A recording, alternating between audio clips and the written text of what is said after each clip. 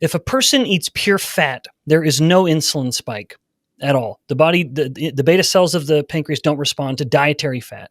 When someone eats pure protein, there can be a modest effect, but it sort of depends on the individual. For example, type 2 diabetics may have a higher response to protein than a non-diabetic. In fact, most certainly does. But generally, it's little to no effect. When someone eats pure carbohydrate, there is a substantial effect, where even in an insulin-sensitive person, insulin will easily spike 10 times over normal, over fasting levels, and take up to 3 hours before it comes back down to normal. If we were to look at that same response to pure carbohydrate in an insulin-resistant person, it could go up twice as high as that, so up to 20 times higher than normal, and stay elevated for up to 5 hours.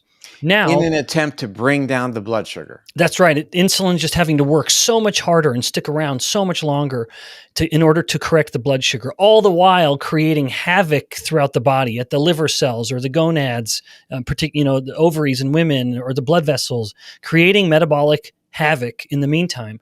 Now, that phenomenon, that response to carbohydrate, is relevant in and of itself. Uncommon person will eat only 3 meals a day and be insulin sensitive.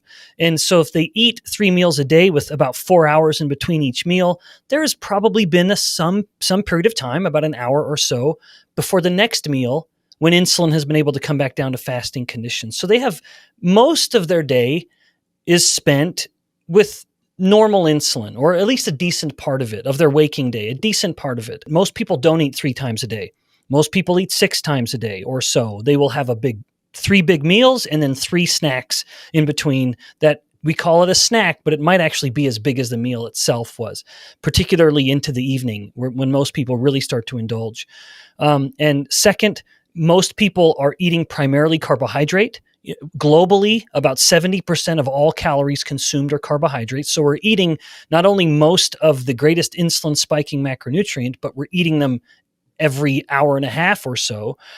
So insulin never has time to come down. But the third aspect to this that's still relevant is that the average person is, in fact, insulin resistant. And so there is not even a hint of moment where in every waking moment, insulin levels are elevated. The most relevant is just give your body a break from the hyperinsulinemia. Give it a chance to have insulin come down. And now you can resensitize the body, and your risk of all of these chronic diseases goes away, if not the disease itself disappearing. And get a good night's sleep. Absolutely. And that's much easier to do, David, if they go to bed without having hyperglycemia. As much as we always focus on blue light, and I think that matters, I'm not saying it doesn't. What too many people overlook is, what did you eat before you went to bed? And we know very well that if someone goes to bed with hyperglycemia, they will have activated the sympathetic nervous system.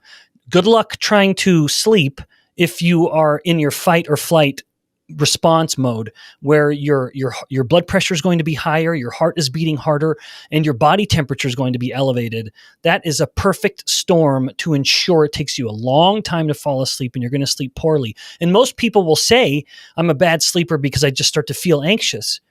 Anxiety has nothing to do with it. You've simply activated. That's the consequence.